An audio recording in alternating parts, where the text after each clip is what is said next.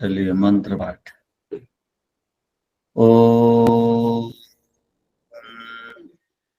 सहनावतु सहनौ भुनक्तु सह वीर्यं करवावहै तेजस्विनावधीतमस्तु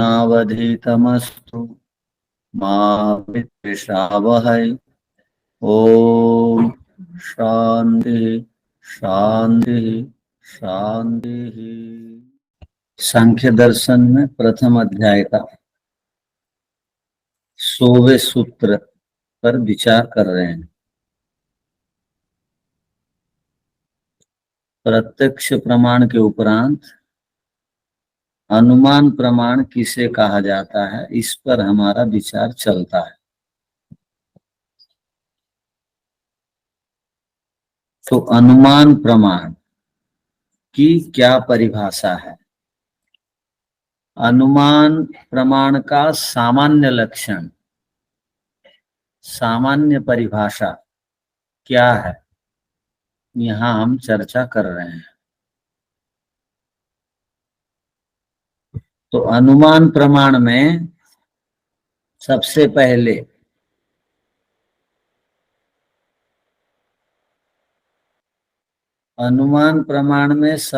पहले एक का प्रत्यक्ष होगा, तब दूसरे अप्रत्यक्ष पदार्थ का ज्ञान होगा। एक का प्रत्यक्ष हुए बिना दूसरे अप्रत्यक्ष वस्तु का ज्ञान नहीं होगा। यदि धुआं का प्रत्यक्ष नहीं हुआ है तो आग अप्रत्यक्ष का ज्ञान नहीं होगा। यदि रोटी का प्रत्यक्ष नहीं हुआ है तो अप्रत्यक्ष आटे का ज्ञान नहीं होगा। यदि अलमारी का प्रत्यक्ष नहीं हुआ है तो अप्रत्यक्ष लोहे का ज्ञान नहीं होगा। बिना प्रत्यक्ष किए अनुमान में अप्रत्यक्ष वस्तु का ज्ञान नहीं होता है। इसको यहां जानना जरूरी है। तो अनुमान का अर्थ क्या हो गया? जो प्रत्यक्ष के पश्चात उत्पन्न हो। अनुमान का अर्थ हो गया जो प्रत्यक्ष के पश्चात उत्पन्न हो। जैसे धुएं को प्रत्यक्ष देखे बिना अदृष्ट अग्नि का ज्ञान कभी नहीं हो सकता। तो अनुमान का अर्थ क्या हो जाएगा? प्रत्यक्ष के माध्यम से अप्रत्यक्ष को जानना ही अनुमान प्रमाण होता है, अनुमान प्रमाण है।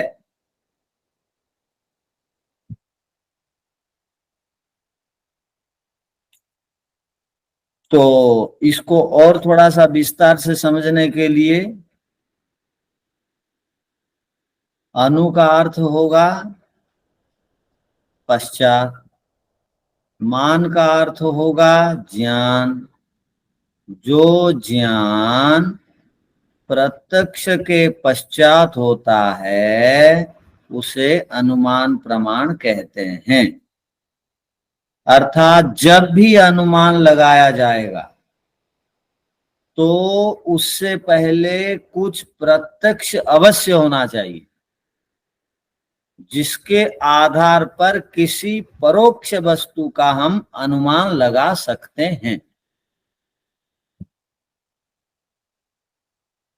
ये प्रमाण ऐसे हैं जिनके बिना तत्व ज्ञान नहीं होगा। अतः इन प्रमाणों को ठीक ठीक समझने की आवश्यकता है। महर्षि दयानंद जी ने सत्यार्थ प्रकाश में प्रत्यक्ष और अनुमान प्रमाण को बताते हुए न्याय दर्शन के सूत्रों को वहां पर दिया है। तो न्याय दर्शन का जो अनुमान प्रमाण के लिए प्रसिद्ध सूत्र है वो यह है, अथ तत्पूर्वकम हम यहाँ पढ़ेंगे भाष्य में, त्रिविधम अनुमानम पूर्ववत शेषवत सामान्यतो दृष्टम च, यह अनुमान प्रमाण का प्रसिद्ध सूत्र है। किंतु यहाँ जो अनुमान प्रमाण के विषय में हम पढ़ेंगे वो और भी अधिक सूक्ष्म और गहराई से अर्थ को बताता है। आपका अनुमान प्रमाण कब अनुमान प्रमाण में सिद्ध होगा, आप अनुमाता कब बनेंगे, आपका अनुमान प्रमाण कब अप्रत्यक्ष पदार्थ को प्रत्यक्ष करवाएगा अर्थात अनुमान कराएगा। तो उससे पहले आप लोगों को किन्हीं दो पदार्थों को अनेक बार अनेक स्थानों पर साथ साथ देखने की आवश्यकता होगी। जब दो पदार्थों को अनेक बार अनेक स्थानों में साथ साथ देखेंगे तो उनसे संबंधित ज्ञान होगा। ध्यान से सुनिए, न तो पूछेंगे अंतिम में। जब दो पदार्थों को एक साथ अनेक स्थान पर साथ साथ नहीं देखेंगे तो उस पदार्थ से संबंधित ठीक ठीक ज्ञान आपको नहीं हो पाएगा। यदि मान लिया जाए अनेक स्थानों में आपने दो पदार्थों को अनेक बार अनेक स्थानों पर देख लिया है, तो एक दिन ऐसी भी स्थिति आएगी दो में से किसी एक वस्तु को आप प्रत्यक्ष देखेंगे और दूसरी जो परोक्ष वस्तु है उसको आप अनुमान से जान लेंगे। उसी को अनुमान प्रमाण कहते हैं। दो पदार्थों को कई स्थानों में आप एक साथ देखेंगे तब एक की अनुपस्थिति में जो दूसरे प्रकार वस्तु का ज्ञान होता है उसको अनुमान प्रमाण कहते हैं। जैसे आप बार बार देखते हैं, क्या देखते हैं, आपने बार बार देखा होगा पाकशाला में अग्नि और धुआं को, आपने बार बार देखा होगा पाकशाला में चावल और भात को, आपने बार बार देखा होगा पाकशाला में रोटी और आटा को। अब देख लिए बार बार तो आप में एक निश्चय ज्ञान हो गया कि रोटी आटे के बिना नहीं बन सकती, ये ज्ञान हो गया। अब एक दिन ऐसा भी समय आता है कि आप केवल रोटी को देखते हैं, आटा आपके पास नहीं है, नहीं दिखाई दे रहा है, तो आप अनुमान से जान लेते हैं कि बिना आटे के रोटी नहीं हो सकती। अब एक को देख करके एक का प्रत्यक्ष किए और अप्रत्यक्ष आपको हो गया आटे का ज्ञान हो गया। ये जो रोटी है ना, ये बिना आटे के नहीं बन सकती। अब आपके पास आटा नहीं है तो भी आपको ज्ञान हो गया। क्यों? दो वस्तुओं को आप एक स्थान में अनेक बार देखा था।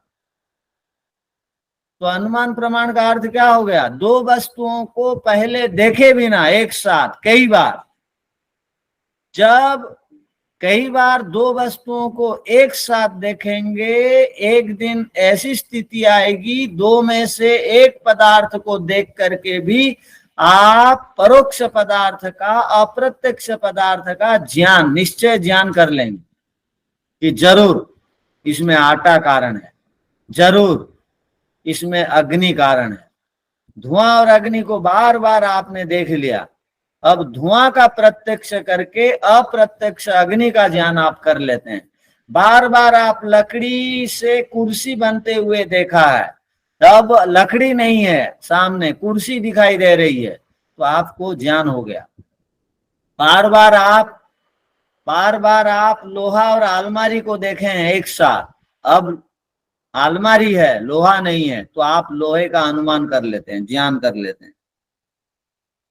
तो अनुमान प्रमाण में जिसको हम प्रत्यक्ष करते हैं उसको लिंग कहा जाता है। ध्यान रखिए, अनुमान प्रमाण में जिसको हम प्रत्यक्ष करते हैं उसको लिंग कहा जाता है, और जिसको हम बिना देखे जानते हैं उसको लिंगी कहा जाता है। क्या कहा? जिसको हम प्रत्यक्ष करते हैं अनुमान प्रमाण में उसको लिंग कहा जाता है, तो आटा लिंग है कि लिंगी है, अब आपको पहचानने की आवश्यकता है। धुआं लिंग है, पहचान का साधन को लिंग बोलते हैं, और उस धुआं से लिंगी, जिससे धुआं निकलता है, उसका ज्ञान हुआ अग्नि। वैसे ही रोटी लिंग है और आटा लिंगी है, वैसे ही कुर्सी लिंग है और लकड़ी लिंगी है। तो जिसको आप प्रत्यक्ष करते हैं वो लिंग होता है अनुमान प्रमाण में, और जिसका आप ज्ञान करते हैं उसको लिंगी कहते हैं। इसको आप ध्यान रखिएगा। तो अनुमान प्रमाण को 3 भागों में बांटा जाता है। अनुमान प्रमाण को 3 विभाग कर दिया जाता है। आप सत्यार्थ प्रकाश में भी देखेंगे। तो पूर्ववत अनुमान एक को कहते हैं, शेषवत अनुमान दूसरे को कहते हैं, सामान्य तो दृष्ट अनुमान तीसरे को कहते हैं। तो पूर्व का अर्थ क्या है? जो पदार्थ पहले हो उसको पूर्व कहते हैं। ध्यान रखिए, पहले क्या होता है? कारण होता है। बाद में क्या होता है? कार्य होता है। और शेष का अर्थ क्या है? बाद। शेषवत माने बाद वाले को देख करके पहले वाले का ज्ञान। पूर्ववत का अर्थ होता है पहले वाले को देख करके बाद वाले का ज्ञान। तो यहां पर हम क्या लेंगे? अब पूर्व कहते हैं कारण को, कारण को देख करके कार्य का ज्ञान हम कर लेते हैं। जिस प्रकार बादल कारण है, इसको देख करके हम अनुमान कर लेते हैं कि वर्षा होने की संभावना है। तो इसी को अनुमान कहते हैं, पूर्ववत अनुमान। कारण को देख करके कार्य को जान लेना, इसको कहते हैं पूर्ववत अनुमान। कारण को देख करके कार्य को जान लेना, ध्यान रखिए। शेषवत क्या बोलेंगे? जहां जहां कार्य पदार्थ को देखते हैं और कारण को जान लेते हैं उसको शेषवत अनुमान कहते हैं। जैसे सूती वस्त्र कार्य है, उसको आपने देखा तो उसका उपादान, वो जिससे बना, उसका आप अनुमान कर लेते हैं कारण का। अर्थात सूती धागों से सूती वस्त्र बना है, इसका अनुमान हो गया। तो सूती धागा होगा, उसी से सूत का कपड़ा बना है। तो ये अनुमान 2 प्रकार से होता है। एक पूर्ववत कारण को देख करके कार्य को जान लेना, और एक कार्य को देख करके कारण को जान लेना। और तीसरा जो अनुमान प्रमाण है वो सामान्य तो दृष्ट अनुमान प्रमाण है। सामान्य तो दृष्ट माने सामान्य नियम के आधार पर किसी वस्तु को जान लेने को सामान्य तो दृष्ट कहते हैं। तो एक व्यक्ति ने देखा, क्या देखा? घड़ा अपने आप नहीं बन रहा है, बल्कि कुम्हार घड़े को व्यवस्थित ढंग से बना रहा है, वो देख लिया। फिर देखा हथियार अपने आप नहीं बन रहे हैं, बल्कि लोहार आदि व्यक्ति उसको व्यवस्थित ढंग से हथियार को बनाते हैं, देख लिया। और एक आदमी को देखा, दर्जी को देखा, वो व्यवस्थित ढंग से कपड़ों को सिल रहा है। हलवाई को देखा, वो व्यवस्थित ढंग से मिठाइयों को बना रहा है। सुनार को देखा, वो व्यवस्थित ढंग से वो अलंकारों को बना रहा है। ऐसे 10-20 उसने बनाते हुए विभिन्न व्यक्तियों को देख लिया। अब उसके वो अब सामान्य तो दृष्ट नियम में वो किस प्रकार अनुमान करेगा? देखिए, जो भी वस्तु व्यवस्थित ढंग से बन रही है वह अपने आप नहीं बन रही है, उसे कोई ना कोई एक निर्माता बनाता है। ये वो उसने जान लिया।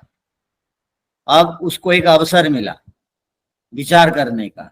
वो जब देखा, जैसे वो कपड़े को देखता है व्यवस्थित ढंग से, उसमें बटन लगे हुए हैं, व्यवस्थित ढंग से उसको सिला हुआ है। तो अब दर्जी को बिना देखे वो नियम, सामान्य नियम से जान लिया, इसको जरूर कोई कारीगर ने, दर्जी ने बनाया है। वैसे ही अब ईश्वर को तो देखा नहीं है, अब वो अनुमान करता है। जब सांसारिक पदार्थों को व्यवस्थित ढंग से बनाने से ये पदार्थ बनते हैं, तो सृष्टि भी व्यवस्थित ढंग से बनी हुई है। अब सृष्टि को देख करके वो सामान्य तो दृष्ट नियम के अनुसार अनुमान कर लिया, इसको भी कोई ना कोई बनाने वाले होंगे, वो ईश्वर होंगे। अब सृष्टि को देख करके वो ईश्वर का अनुमान कर लिया। तो ध्यान दीजिए, 3 प्रकार के अनुमान हो गए। सामान्य तो दृष्ट अनुमान में एक विशेष बात होती है, एक विशेष बात होती है। वो क्या है, वो यहां पर बताया गया। हम अब तक ईश्वर को देखे नहीं है तो भी अनुमान कर लेते हैं, अनुमान कर लेते हैं, क्योंकि व्यवस्थित ढंग से बनाने वाला कोई ना कोई होता है। तो पहले के 2 अनुमानों में लिंग और लिंगी से संबंधित था। पहले के 2 अनुमानों में लिंग और लिंगी दोनों थे। वे दोनों को अनुमाता, कल आप लोगों को बताया गया था, जो अनुमान करता है उसको अनुमाता कहते हैं। लिंग और लिंगी को अनुमाता पहले से ही देख लिया होता है। पहले के 2 अनुमानों में, जैसे बादल और वर्षा को, आटा और रोटी को, लकड़ी और कुर्सी को, लोहा और अलमारी को, वो पहले से देख लिया है, तब वो अनुमान कर लेता है। अब तीसरा जो अनुमान प्रमाण है, सामान्य तो दृष्टम च, यहां पर अनुमेय अर्थात जिसका अनुमान करते हैं या जिसको हम जानते हैं बिना देखे, जिसको लिंगी कहा जाता है, वो ईश्वर जो है, अनुमाता ने पहले कभी नहीं देखा, अनुमान करने वाला फिर भी जान लिया। तो इस तीसरे अनुमान में पूर्वोक्त 2 अनुमानों से यह विशेष अंतर है, बिना देखे भी जान लिया जाता है। जैसे एक आदमी को आपने पहले कोलकाता में देखा था, आज आप उसको मुंबई में देख रहे हैं। आप भी मुंबई आ गए थे किसी कारण से, उसको भी आपने देखा और वो गति करके आया है, आपने नहीं देखा, किंतु आप अनुमान कर लिए मैं जिस प्रकार गति करके आया हूं ये जरूर वो किस गति से आया है, अर्थात गति वो किस माध्यम से आया, के किस प्रकार की गति से आया, आपने बिना देखे भी अनुमान कर लिया सामान्य नियम से, ये जरूर गति करके आया है, ये जरूर गति करके आया है। एक आदमी हट्टा कट्टा है, पहलवान है और दिन में खाता नहीं है, आपने देखा, आपके साथ रहते वो दिन में कभी खाता नहीं, और आप जब सो जाते हैं खाता है, हट्टा कट्टा है, तो आपने अनुमान लगा दिया कि बिना खाए पिए कोई हट्टा कट्टा होता नहीं, ये दिन में नहीं खाता है। इसका अर्थ है आपने अनुमान लगा दिया ये जरूर रात को खाता होगा, सब सो जाने के बाद। तो ये तीसरे प्रकार का अनुमान बिना देखे भी सामान्य नियम से हम जान लेते हैं। और दोनों अनुमानों में पहले दोनों को देखने के बाद हम अनुमान करते हैं पूर्ववत शेषवत में। तीसरे जो सामान्यवतो अनुमान में एक को बिना देखे भी, एक को देख करके उस बिना देखे पदार्थ का भी ज्ञान हो जाता है। ये दोनों अनुमानों में प्रमाण हो गया, माने निश्चयात्मक एक प्रकार का ज्ञान हुआ। तो यहाँ कहने का अभिप्राय हुए है कि अनुमान प्रमाण को समझने के लिए पहले वस्तुओं का प्रत्यक्ष करना पड़ता है, 2 संबंधित वस्तुओं का, पदार्थों का, जैसे अग्नि और धुआं का, जैसे रोटी और आटे का, जैसे कुर्सी और लकड़ी का, जैसे लोहे और अलमारी का, जैसे सूत और कपड़े का। ये दोनों को जब आप एक साथ कई बार देख लेते हैं तो एक को देख करके अब दूसरे का ज्ञान हो जाता है, बिना प्रत्यक्ष हुए अनुमान नहीं होता है, ध्यान रखिए। सृष्टि को जब प्रत्यक्ष करते हैं तब ईश्वर का अनुमान करते हैं, बिना सृष्टि को देखे, बिना शरीर की क्रियाओं को देखे, हम बिना वेद को देखे, बिना कर्म फल को देखे हम ईश्वर का भी अनुमान नहीं कर सकते। तो एक का प्रत्यक्ष होता है अनुमान में और एक अप्रत्यक्ष पदार्थ का ज्ञान हो जाता है। तो एक का प्रत्यक्ष, एक अप्रत्यक्ष का ज्ञान हो जाने को अनुमान प्रमाण कहते हैं। इतनी बात समझ में आ गई?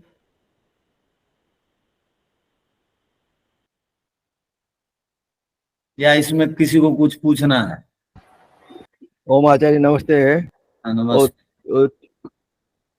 वो सामान्य दृष्ट अनुमान में वो लिंग किसको कहते हैं? लिंग कहते हैं धुआं को, पहचान को।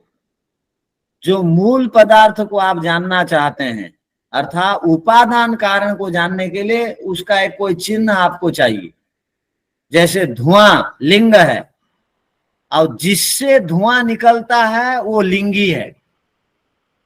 जैसे कपड़ा लिंग है, जिससे कपड़ा बनता है वो लिंगी है। जैसे कुर्सी लिंग है, जिससे कुर्सी बनी वो लिंगी है। संसार लिंग है, जिससे संसार बना वो लिंगी है। तो और ये सामान्यतः लिंग। में हाँ जी, सामान्यतः अनुमान से सामान्यतः दृष्ट अनुमान में उसमें लिंग कौन होगा? सामान्य तो दृष्टि में लिंगी कौन होगा? जैसे सृष्टि को देख करके आप ईश्वर का अनुमान करते हैं तो ईश्वर लिंगी हो जाएंगे।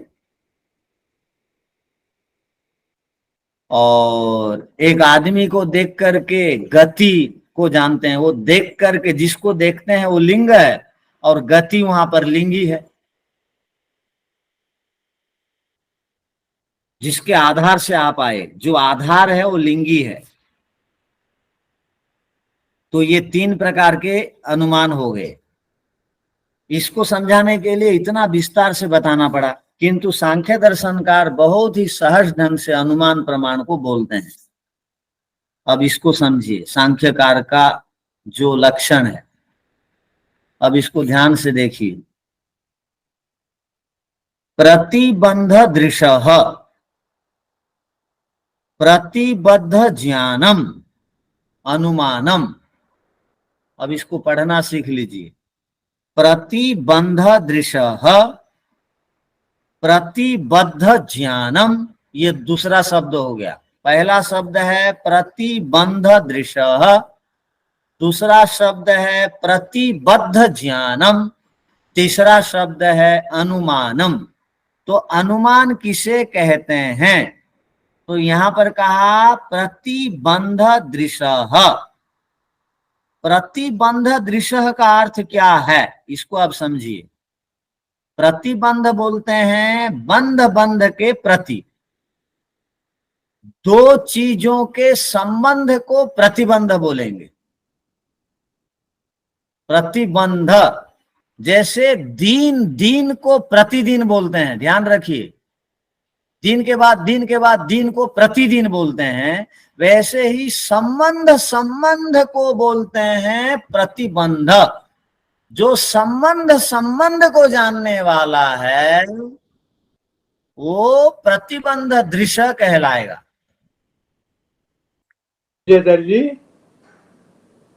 जो संबंध संबंध को जान लेता है, या जो अनिवार्य संबंध को जान लेता है, जो आटा और रोटी का संबंध को ठीक ठीक जान लेता है, उसको बोलेंगे प्रतिबंध दृश्य वाला। दृश्य माने जानने वाला, देख लिया। जिसने संबंध संबंध को जान लिया उसको बोलेंगे प्रतिबंध दृश्य। पहला शब्द समझ लीजिए, प्रतिबंध दृश्य किसको कहते हैं? अनुमान प्रमाण की परिभाषा बताई जाती है। संबंध संबंध के प्रति, दो वस्तुओं के बीच में जो संबंध है उसको देखने वाले को बोलेंगे प्रतिबंध दृश्य।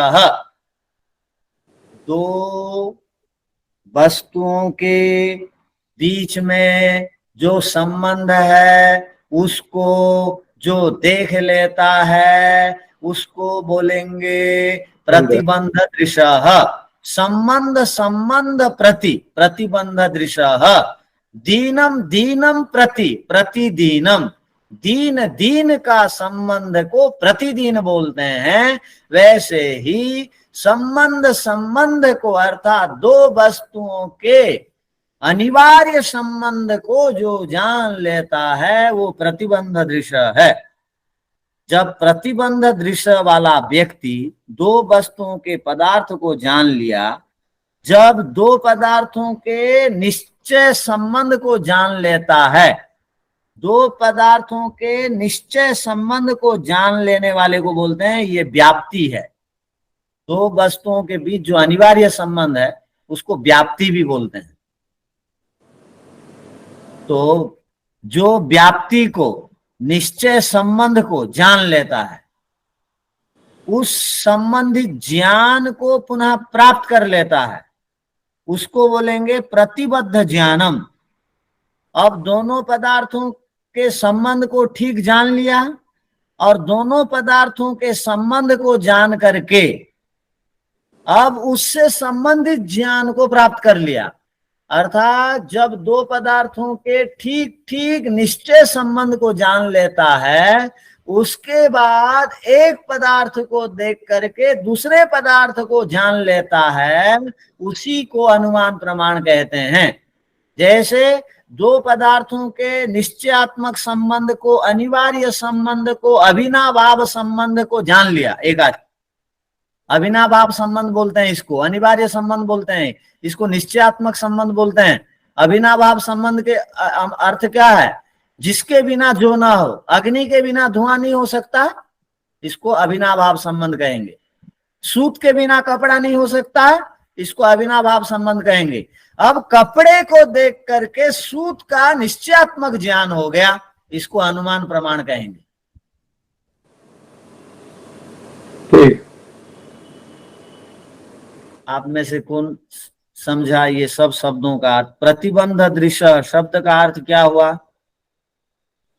साथ साथ जो वस्तु रहते हैं उनको जो देखने वाला व्यक्ति है वो प्रतिबद्ध है, प्रतिबंध है। और वो उसके संबंध में जो ज्ञान हो गया है उसका प्रतिबंध ज्ञान कहते हैं, वो अनुमान ज्ञान होता है। वो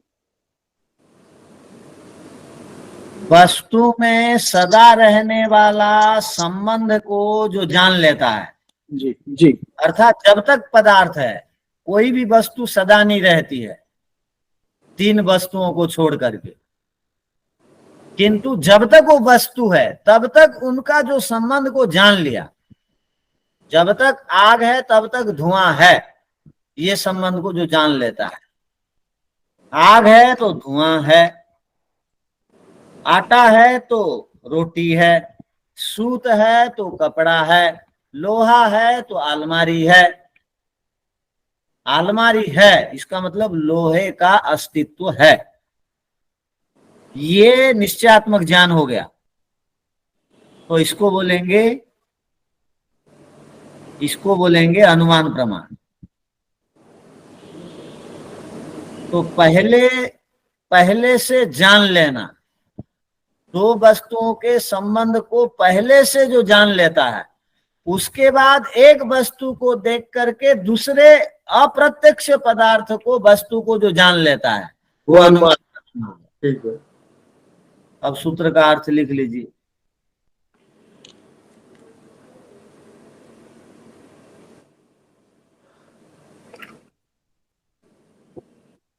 अनुमान प्रमाण की परिभाषा सांख्य दर्शन का यहाँ पर देते हैं।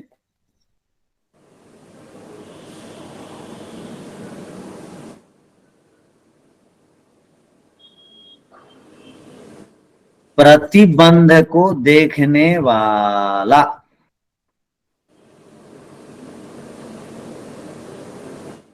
अर्थात संबंध को जानने वाला,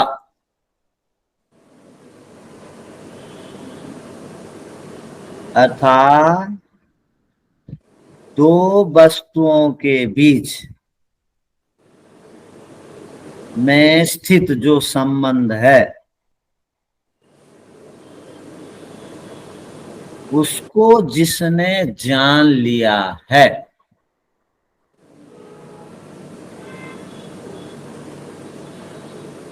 उसको प्रतिबंध दृश्य कहते हैं।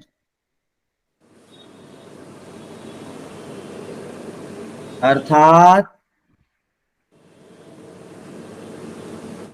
धुएं और अग्नि को पहले से जो जान चुका है, वह प्रतिबंध दृश्य कहलाएगा।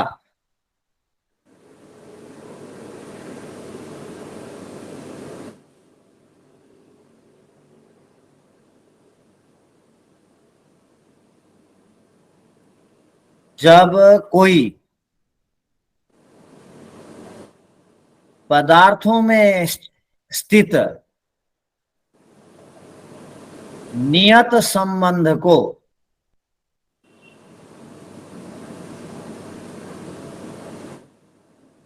जान लेता है,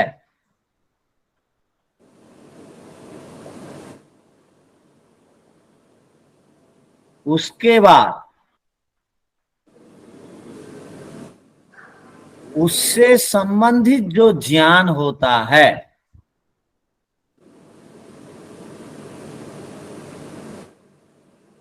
अर्थात संबंधित अब जो ज्ञान केवल धुएं को देखकर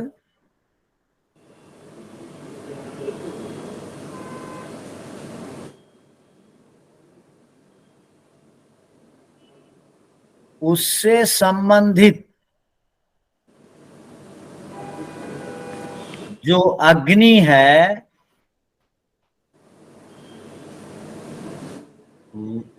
वह अग्नि नहीं दिखाई दे रही है,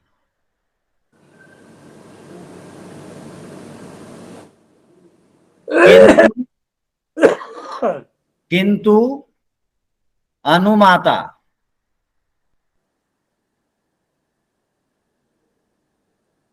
अब अप्रत्यक्ष अग्नि का ज्ञान कर ले रहा है।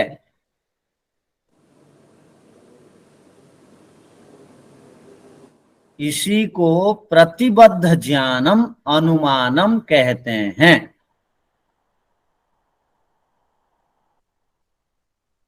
इसी को प्रतिबद्ध ज्ञानम अनुमानम कहते हैं। अर्थात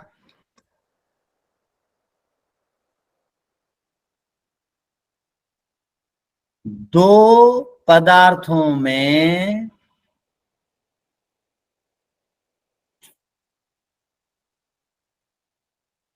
परस्पर संबंध होने पर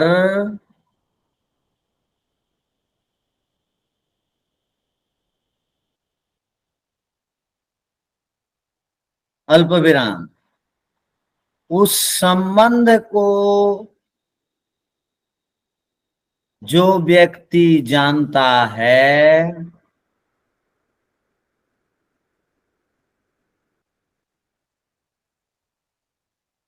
अर्थात जानने वाला व्यक्ति जिसे अनुमाता कहते हैं,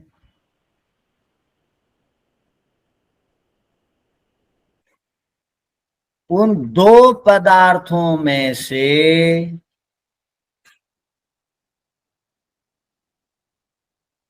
एक को देखकर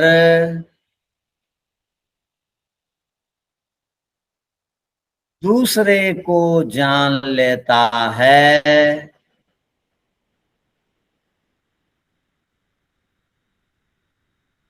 उसी को अनुमान प्रमाण कहते हैं।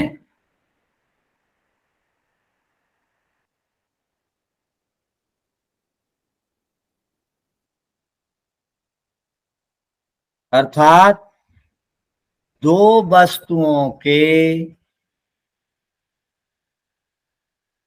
नियमित संबंध को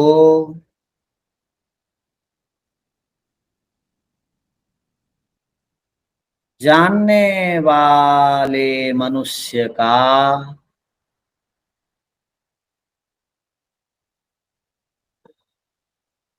उनके नियत संबंध का ज्ञान अल्प विराम निश्चित संबंध का ज्ञान, क्या बोले? निश्चित संबंध का ज्ञान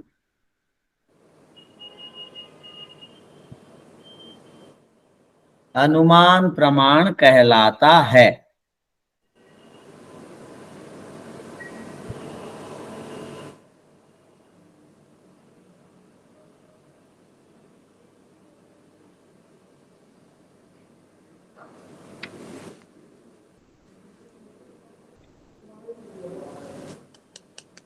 तो प्रतिबद्ध ज्ञानम अनुमानम, इसका अर्थ क्या हुआ? आप में से कौन बताएंगे?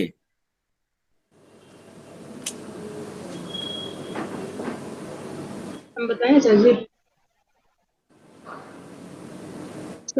संबंध को जानने वाला जो है उसे प्रतिबंध दिशा संबंध को जानने वाला को बोलेंगे प्रतिबंध दृश्य।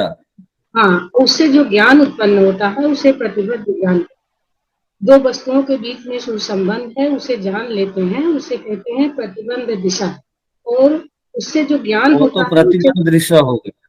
हाँ, उससे जो हमें ज्ञान होता है जानने के बाद उसे कहते हैं प्रतिबद्ध ज्ञान। ठीक से बोलिए, क्या लिखे आप?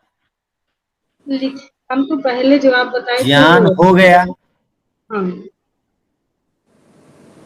प्रतिबंध दृश्य का अर्थ दो वस्तुओं के संबंध का ज्ञान हो गया, वो हो गया। होने के बाद ध्यान रखिए, पहले हो गया, पहले से बिना दो वस्तुओं का प्रत्यक्ष किए बिना, ज्ञान हुए बिना, पदार्थों के संबंध का विषय ज्ञान आप अनुमान नहीं कर सकते। तो यहाँ क्या कहा?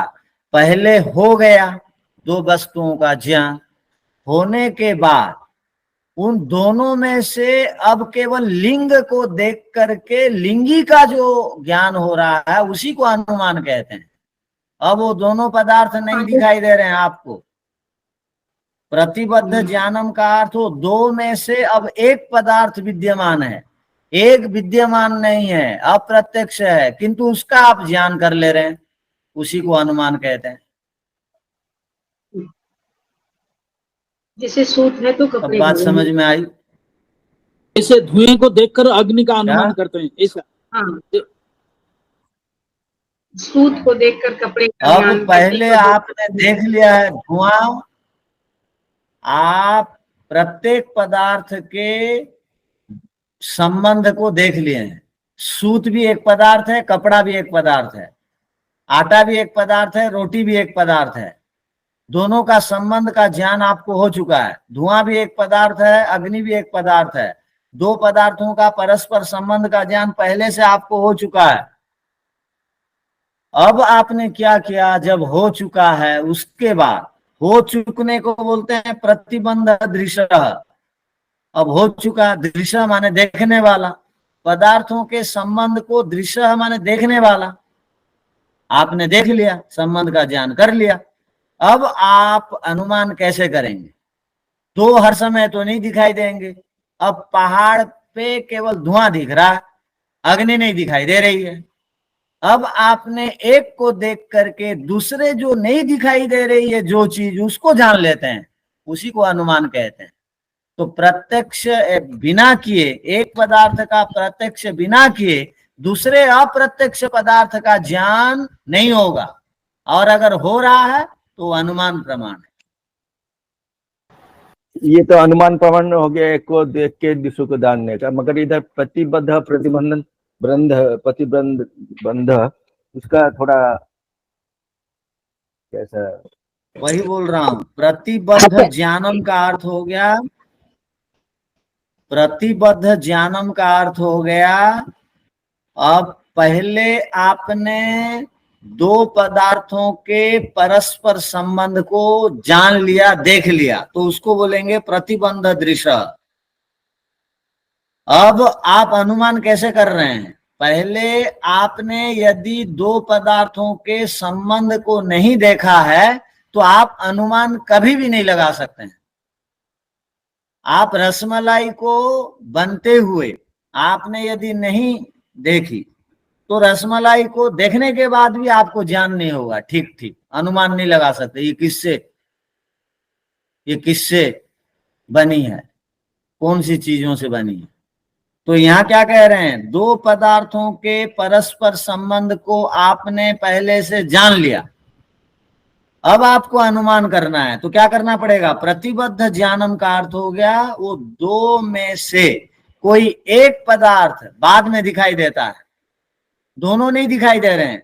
जिनका ज्ञान आपको पहले से हो गया, दो में से अभी केवल एक पदार्थ दिखाई देता है।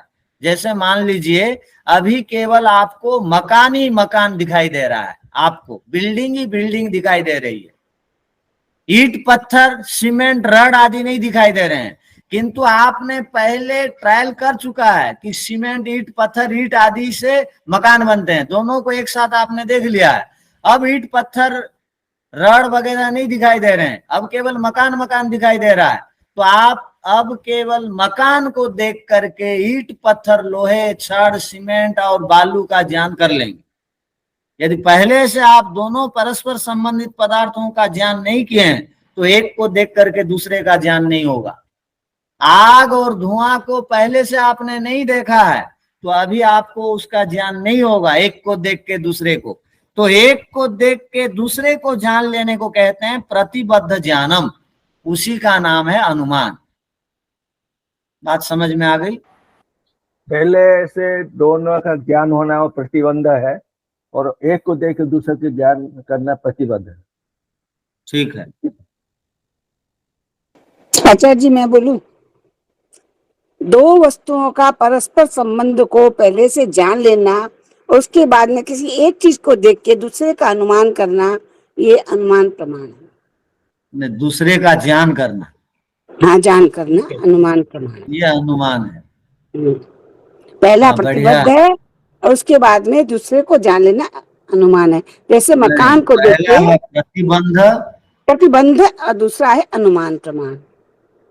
दूसरा है पहले प्रतिबद्ध ज्ञान, उसको अनुमान कहते हैं। हाँ, प्रतिबद्ध ज्ञान उसको अनुमान कहते हैं। जैसे मकान को देख के उसके अंदर के लोहे ईंट सीमेंट का ज्ञान करना, पहले देखा हुआ था दोनों को, तब मकान को देख के उसका अपने आप ही अनुमान हो जाता है।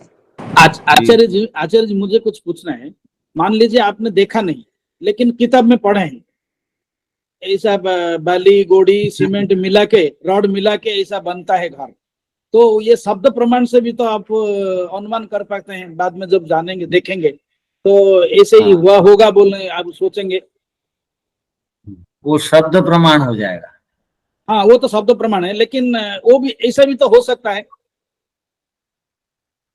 वो दूसरों के आधार पर आप जानेंगे, स्वयं के आधार से नहीं जानेंगे। ठीक ठीक, दूसरों के आधार से जानने को क्या बोलेंगे, वो आगे विषय आएगा। आएगा। ठीक है ठीक है। तो अब अनुमाता मुझे स्वयं बनना है, मैं स्वयं अनुमाता हूं, मैं अनुमेय करता हूं। एक को देख करके, लिंग को देख करके लिंगी का अनुमेय करता हूं, आग का मैं अनुमान करता हूं। जिसका अनुमान किया जाता है उसको अनुमेय बोलते हैं, जो अनुमान करता है उसको अनुमाता बोलते हैं। तो यही विषय चल रहा है। आपको यह सूत्र कहीं समझने में असुविधा कठिन ना हो, इसलिए बार बार बताया गया। आप मूल बात को आप पकड़ लिए, अनिवार्य संबंध को जान लिए, अविनाभाव संबंध किसे कहते हैं जान लिए, नियत संबंध किसे कहते हैं जान लिए। अब आपको असुविधा नहीं होगी, जब कहीं भी आप किसी पदार्थ को देखेंगे कहीं पर अनुमान कर लेंगे। इसलिए अनुमान के 3 विधाओं को, पूर्ववत शेषवत सामान्य तो दृष्ट को, और यहाँ जो अनुमान की जो परिभाषा है इसको ठीक ठीक समझ लीजिए। इसीलिए आपको समाधि के द्वारा वस्तुओं का यदि साक्षात्कार करना है, पहले पदार्थों में स्थित 2 प्रकार के संबंध को ठीक ठीक जानना पड़ेगा। प्रत्येक पदार्थ में जो संबंध परस्पर स्थित हैं पदार्थों में, उनको ठीक ठीक जानना पड़ेगा, तब हम ठीक तत्व ज्ञान को प्राप्त करने में सक्षम होंगे। न तो तत्व ज्ञान की प्राप्ति नहीं होगी। इसलिए पदार्थों के बीच में स्थित अनिवार्य संबंध को अनिवार्य संबंध को ही कहा जाता है अविनाभाव संबंध। देख लेने की आदत डालनी चाहिए। जब हम देखने में सक्षम हो जाते हैं तो हमको कहा जाता है प्रतिबंध दृक्, प्रतिबंध दृश्य। यहाँ जो कहा गया दृक् माने देखने वाला। जब वो देख लेता है अनिवार्य संबंध को, परस्पर अविनाभाव संबंध को। अविनाभाव संबंध का अर्थ क्या हुआ? एक के बिना दूसरा नहीं हो सकता है, उसको अविनाभाव कहते हैं। आग नहीं है तो धुआं बिल्कुल होगा ही नहीं, धुआं है इसका मतलब आग है, इसको कहते हैं अविनाभाव संबंध। जिसके बिना जो ना हो, जिसके रहने से जो हो, जिसके ना रहने से जो ना हो, उसको अविनाभाव संबंध कहते हैं।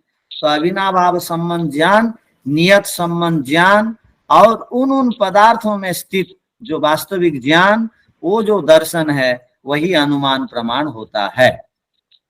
ये हमारा विषय है। तो इसको और भाष्य को देख लेंगे आगे। तो शांति शांति ही। सबको सादर नमस्ते जी।